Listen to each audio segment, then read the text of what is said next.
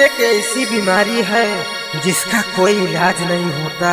इश्क एक ऐसी बीमारी है जिसका कोई इलाज नहीं होता। प्यार में जब दिल टूट जाता है, प्यार में जब दिल टूट जाता है, दिल टूटने का कोई आवाज नहीं होता, आवाज नहीं होता।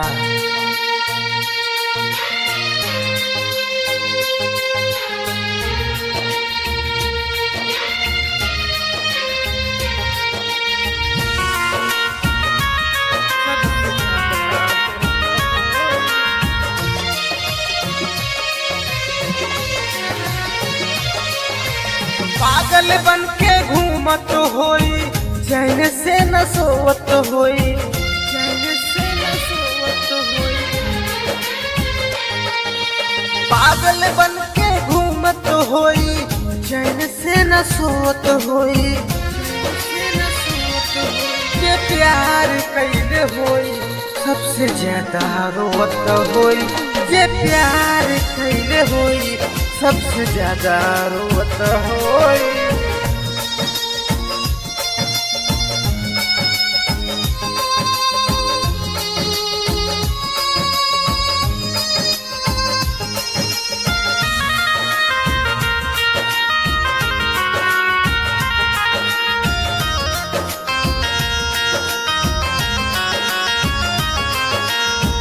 प्यार करे वाला कबो खुश नहीं रहेला, वो है बताई दर्दिया दे सहेला, वो है बताई दर्दिया दे सहेला। प्यार करे वाला कबो खुश नहीं रहेला, वो है बताई दर्दिया दे सहेला। अखिया के लोरवा से तकिया के धोवत होई, अखिया के लोरवा से तकिया के धोवत होई। ये प्यार कैले होई, सबसे ज्यादा रोवत होई। ये प्यार कैले होई, सबसे ज्यादा रोवत होई।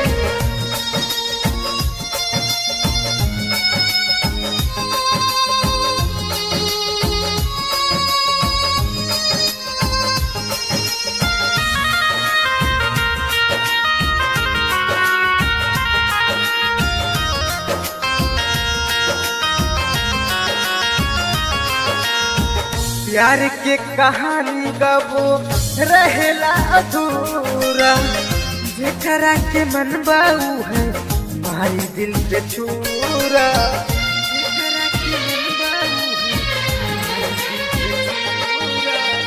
प्यार के कहानी कबो रहेला अधूरा, जेकरा के मन बाऊ है मारी दिल पे छूरा। जुदाई के बोझ अरुण पवन उधवात होई, जुदाई के बोझ अरुण पवन उधवात होई।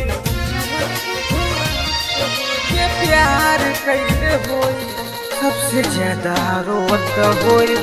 ये प्यार कैले होई, सबसे ज्यादा रोवत होई।